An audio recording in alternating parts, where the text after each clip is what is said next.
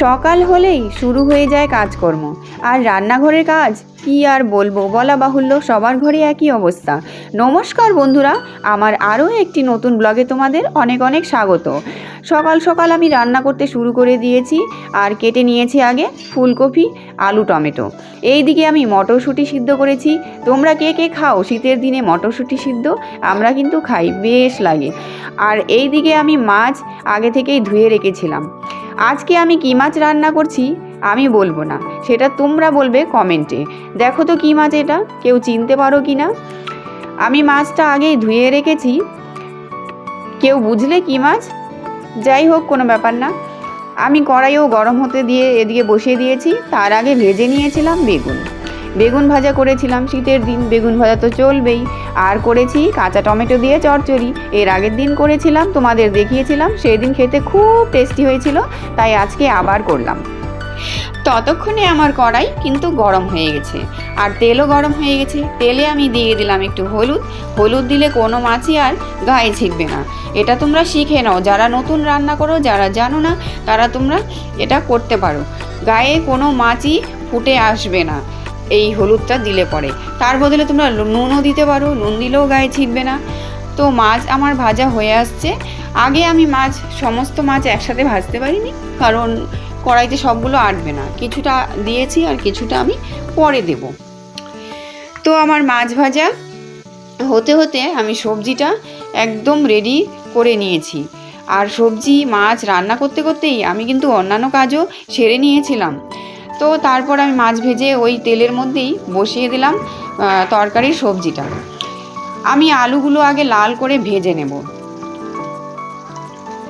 আমি যখনই মাছের ঝোল রান্না করি সব সময় আলুটা আগে লাল করে ভেজে নিই।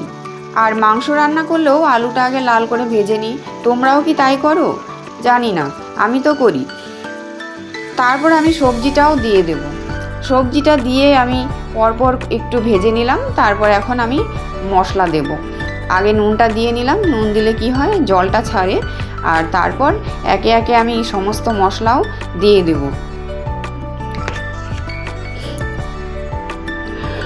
তো মশলা দিলাম, তারপর আমি একটু জল দিয়ে দেবো যাতে মশলাটা পোড়া না লাগে।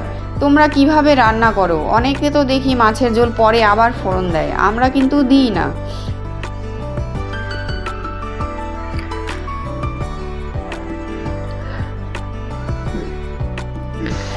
তো দেখো আমি এখন কষিয়ে নিচ্ছি। সবজিটা কিন্তু আমার এখনও কষানো হয়নি, আমি কষাবো।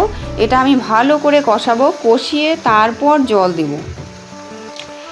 তো ততক্ষণে গাছ থেকে পেড়ে আনছে কলার মোচা। গাছে কলার মোচা হয়েছে,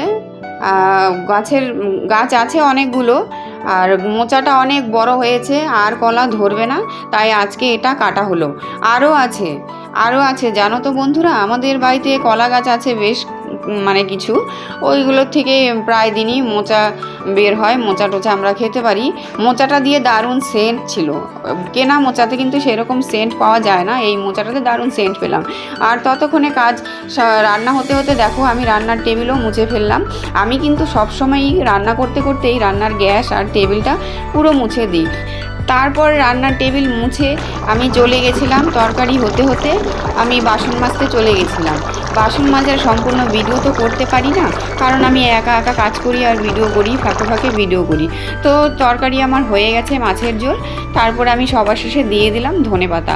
আমি গ্যাস বন্ধ করে তারপর ধনেপাতা দিই। তো আমি ভিডিওটি কেমন লাগলো, ভালো লাগলে লাইক কমেন্ট করে সাথে থেকো। সবাই ভালো থেকো, সুস্থ থাকো, টাটা।